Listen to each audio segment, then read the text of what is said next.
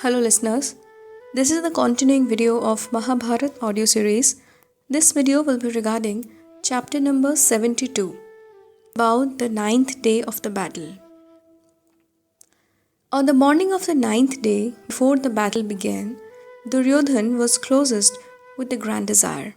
He gave vent to his bitter feelings of disappointment over the way the battle was going. He uttered words which were like the sharp spears and pained the Grand Desire greatly, but the latter was patient and said sadly, "Like ghee on the sacrificial fire, I am pouring my life out for you. Why do you seek to mortify me, who have been doing my very utmost for you?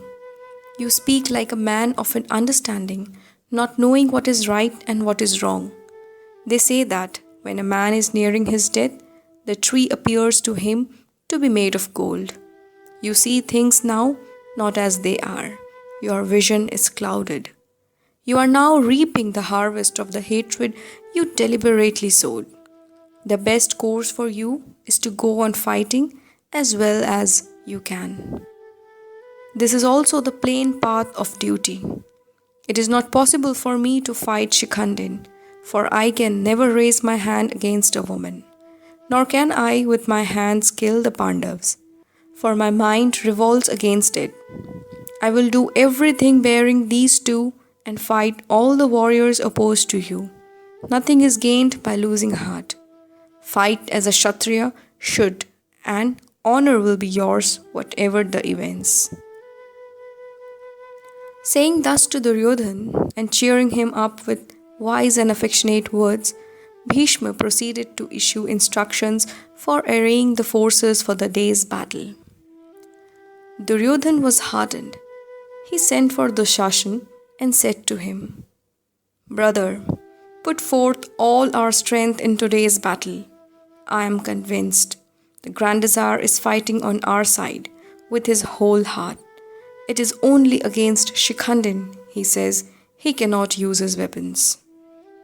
We should see that he is not exposed to Shikhanden's attacks. For you know, even a wild dog can kill a lion if the latter scorns to fight back. There was a great fight between Abhimanyu and Alambas. Abhimanyu demonstrated that his valor was no less than his illustrious father's. Alambas had to flee on foot to save himself. There were fierce combats between Satyaki and Ashwathama, and between Drona and Arjun. Thereafter, all the Pandavas attacked the Grand Desire, and Duryodhan sent Dushashan to support the old warrior. Bhishma fought furiously and beat the Pandavas back. The Pandav forces were thoroughly demoralized and were flying hither and thither like cattle that had lost their way in the forest. Krishna halted the chariot and said to Arjun, "Parth, you and your brothers were looking forward to this day. After 13 years, do not hesitate to kill the Grand Desire. Remember the duty of a soldier." Arjun bent his head down and, without looking up, replied, "I would much rather have continued to be an exile in the forest than kill the Grand Desire and the teachers whom I love. But I shall obey you. Drive on." Arjun's heart was not in fight. Unwillingly and in great distress of mind, he proceeded to the combat. Bhishma, on the other hand, burnt fiercely like a noonday sun. When the army saw Arjun's chariot proceed towards Bhishma, it regained courage, and order once again prevailed. Bhishma's arrows came thick and fast and covered the advancing chariot so completely neither horses nor vehicles could be seen. Krishna was unperturbed and drove on with circumspection and skill. Arjun's shafts hit Bhishma's bow and shattered it many times. But the Grand Desire went on renewing his weapon. "You are not fighting, Arjun, as you should," exclaimed Krishna, and jumped down in a rage from the chariot, and taking up his discus, he advanced towards the Grand Desire. Bhishma saw Vasudev approaching. "Hail, O lotus-eyed one," he cried. "Blessed am I to be separated from the body by you. Come, come. Arjun jumped down from the chariot and rushing forward overtook and held Krishna, casting both his arms round him. Stop, Krishna, he cried. Do not break your pledge.